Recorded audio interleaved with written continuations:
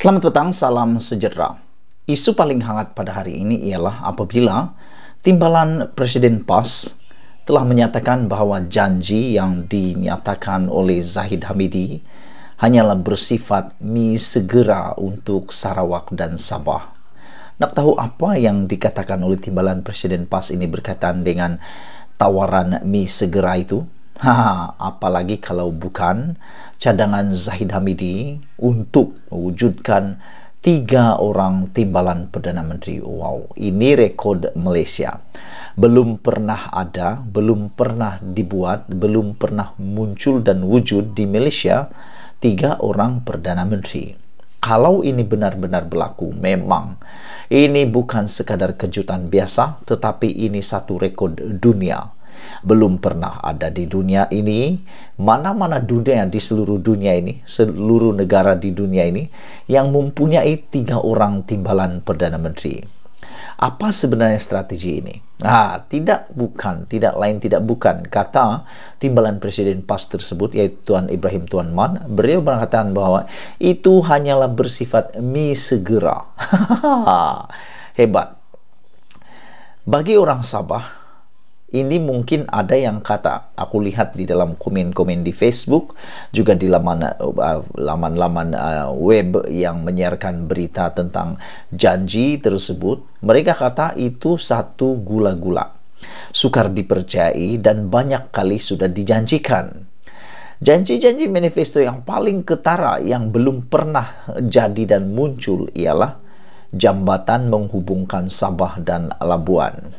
Bagi orang Labuan dan orang Sabah, kami tahu setiap kali pilihan raya, setiap kali ada manifesto, pasti akan munculnya jambatan Labuan Sabah.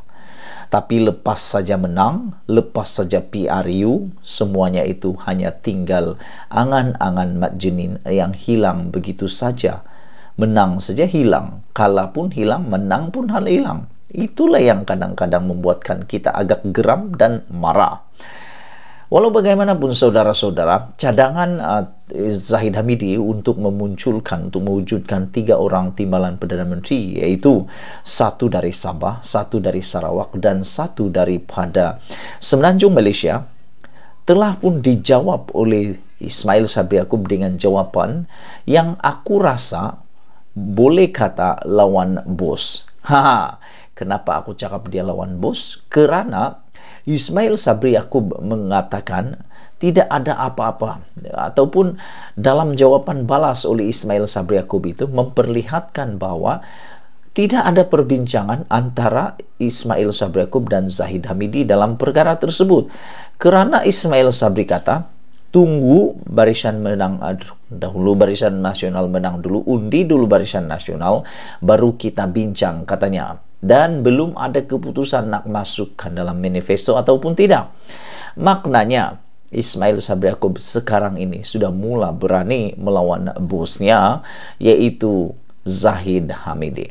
Aku bukan nak api-apikan, aku bukan nak batu api, tapi lihatlah, bacalah sendiri berita di mana-mana. Kita dapat menganalisis, kita dapat melihat bahawa apa yang dikata oleh Zahid Hamidi itu belum tentu disukai oleh Ismail Sabri Yaakob, ataupun belum tentu telah pun dipersetujui oleh Ismail Sabri Yaakob.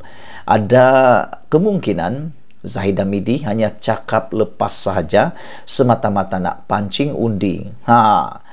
Terkini Ismail Sabri Yaakob kata kalau menang dulu baru nak bincang. Maknanya benarlah itu semua mungkin hanya sekadar nak pancing undi. Aku secara pribadi kalau ditanya, aku tak percaya sehingga ianya jadi realiti. Seperti jambatan Sabah Labuan sebelum ini telah dijanjikan banyak kali dalam manifesto, tapi tak pernah muncul lagi jambatan itu. Bila nak muncul, aku pun tak tahulah. Mungkin tunggu sehingga bulan jatuh ke riba. Begitu juga adalah dengan janji yang dilontarkan, cadangan yang dilontarkan oleh Zahid Hamidi untuk kononnya melantik 3 orang timbalan Perdana Menteri di Sabah, 1 orang, di Sarawak 1 orang, dan di Semenanjung 1 orang. Aku secara pribadi tak akan percaya sehingga ianya benar-benar direalisasikan. Karena nanti kalau sudah menang, apalagi akan jadi alasan Apalagi yang akan jadi alasan? Paling bagus masukkan terus dalam manifesto. Inilah yang dikatakan oleh Ismail Sabri Yaakob, belum ada apa-apa kepastian untuk dimasukkan dalam manifesto. Saudara-saudara, itu tentang isu yang menarik tentang Zahid Hamidi dan 3 orang timbalan Perdana Menteri. Adakah itu satu sekadar sandiwara? Adakah itu satu pancing undi atau bagaimana? Anda komen dalam ruangan komen di dalam video ini. Sila tekan butang subscribe sebelum kita teruskan isu yang hangat kali ini. Zahid Hamidi nampaknya semakin hari semakin kritikal. Semakin hari semakin kebuntuan. Ada orang kata Zahid Hamidi pasti akan menang karena beliau adalah dia adalah Presiden UMNO. Tapi jangan lupa, ada banyak kali juga Presiden pun boleh kalah. Seperti Presiden APCO kalah dalam PRN Sabah baru-baru ini. Jadi adakah kemungkinan Presiden UMNO akan turut kalah? Itu semua boleh berlaku. Jangan kata ada jaminan 100%. Dalam dunia politik, semua boleh berlaku dalam sekelip mata. Ini kan pula hari ini telah disahkan bahwa anak timbalan Perdana Menteri, bekas timbalan Perdana Menteri yaitu Tun Ismail, yaitu Taufik, mengesahkan akan bertanding di Bagan Datuk menentang siapa lagi kalau bukan Zahid Hamidi. Beliau berikrar untuk melawan Zahid Hamidi bagi memutuskan dan menghentikan dominasi rasuah katanya. Taufik juga telah memohon untuk menjadi calon atas tiket PH pada PRU 15 ini. Dan hari ini juga salah seorang yang paling berpengaruh di dalam politik PH yaitu Lim Kit Siang telah pun setuju dan menyarankan supaya PH menerima Taufik sebagai calon PH di Bagan Datuk menentang Zahid Hamidi. Aku secara pribadi, aku nak lihat satu pertarungan buku bertemu ruas di Parlimen Bagan Datuk. Siapa yang akan kalah nanti? Adakah Presiden parti Taufik itu ya? Aku pun tak berapa ingat. Ataupun Presiden UMNO ini yang akan kalah? Satu orang bekas. Zahid Hamidi bekas timbalan Perdana Menteri. Taufik pula ialah bekas anak timbalan Perdana Menteri yaitu Tun Ismail. Dua-dua mempunyai aura, dua-dua mempunyai kekuatan yang berbeza, dua-dua mempunyai harapan yang kuat untuk menang.